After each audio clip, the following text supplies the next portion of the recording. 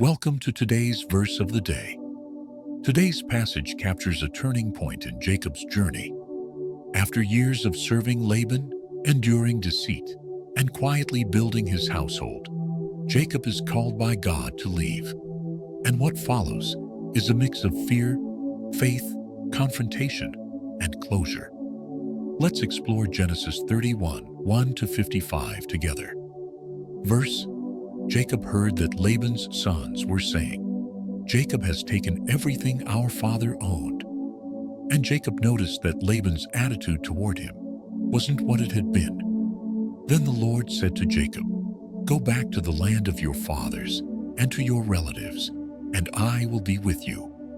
Jacob called Rachel and Leah into the field and explained that God had blessed him, despite Laban's repeated deception. He told them it was time to return home. They agreed and said, "Do whatever God has told you."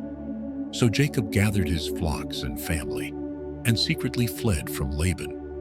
Before leaving, Rachel stole her father's household gods. 3 days later, Laban pursued Jacob and caught up with him. But God came to Laban in a dream, warning him not to harm Jacob. Laban confronted Jacob about the flight and the stolen idols. Jacob, unaware of Rachel's actions, declared innocence. Rachel hid the idols and was not discovered. Eventually, Jacob and Laban made a covenant. They set up a stone pillar as a witness and agreed not to harm one another. They shared a meal, and the next morning, Laban blessed his daughters and grandchildren and returned home. This chapter is full of emotion, tension, fear, weariness, and finally resolution. Jacob had spent years under Laban's control, but when God said go, he obeyed. Still, obedience wasn't easy. Jacob fled in fear. Laban pursued with anger. Yet in the background, God was orchestrating peace. Even when others try to manipulate or control us, God protects those who walk in obedience.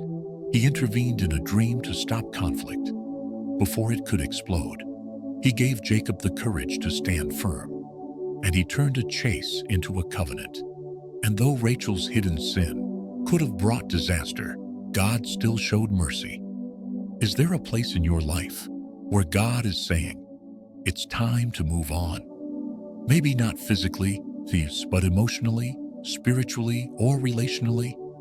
Obedience might feel scary, especially when the past is chasing you. But if God has called you out, He will guard your way forward. Don't be afraid to walk away from manipulation, control, or fear. Trust that God will speak on your behalf, defend you, and bring closure where needed. Build your own stone of witness today. Remind yourself that the God who calls is also the God who keeps.